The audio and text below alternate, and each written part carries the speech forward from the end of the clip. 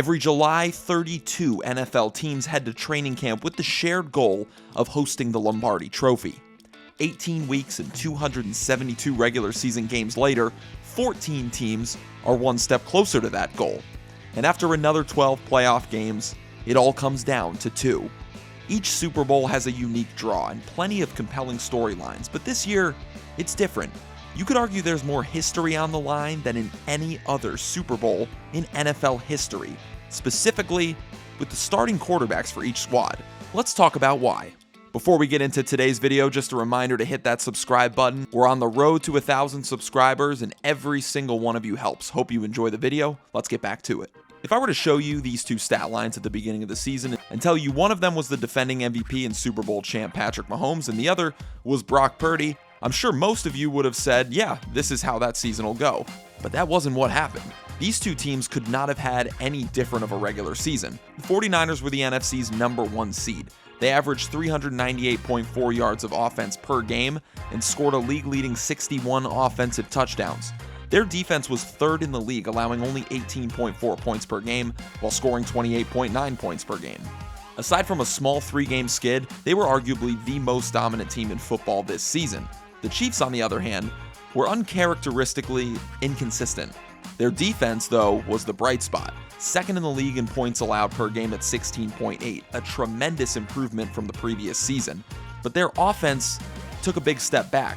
They were in the middle of the pack, scoring 22.1 points per game, which is a 7-point drop-off from the season before. However, they still managed to end up with an AFC West division title, but many saw them as the most vulnerable they had ever been heading into the playoffs. And the outlooks for each of their starting quarterbacks couldn't have been more different coming into the season. Of course, Patrick Mahomes was the reigning league and Super Bowl MVP and had just won his 2nd Super Bowl ring. Meanwhile, Brock Purdy was coming back from a torn UCL suffered in the NFC Championship game against the Eagles, and there was serious talk about whether or not Purdy would even be the team's starter. To revisit those numbers we saw earlier, the picture actually ended up looking like this. Mahomes was still great, but had statistically the worst season of his career, while Purdy is an MVP finalist.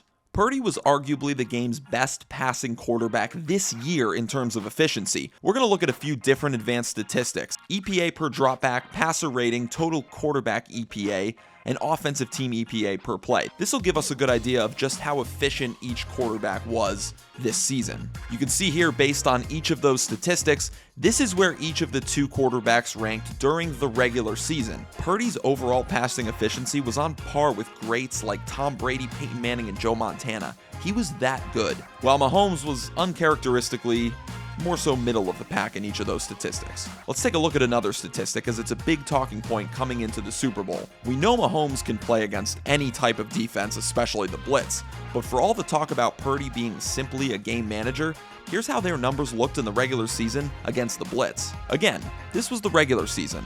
What about the postseason? So far in the playoffs, Brock Purdy has played well when it mattered most, but in terms of the numbers, Mahomes has been the better overall quarterback in these playoffs. When looking at those same 4 statistics, Mahomes hasn't beaten just about every category this postseason. We mentioned the blitz in the regular season, but how about the blitz in the playoffs? Both teams have elite pass rushers in Chris Jones and Nick Bosa, for example. With Kansas City in particular, defensive coordinator Steve Spagnuolo loves to bring different types of blitz packages at the quarterback. But even in the playoffs, it hasn't affected Brock Purdy at all, while Mahomes struggled against the Ravens.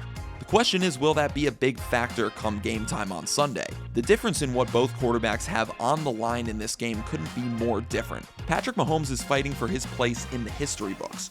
A Super Bowl win would make him only the 5th quarterback in NFL history to win 3 or more Super Bowls, and all before he turns 29 years old. You could talk about Mahomes' regular season numbers all you want, but what matters the most is when the lights are the brightest, he elevates his game.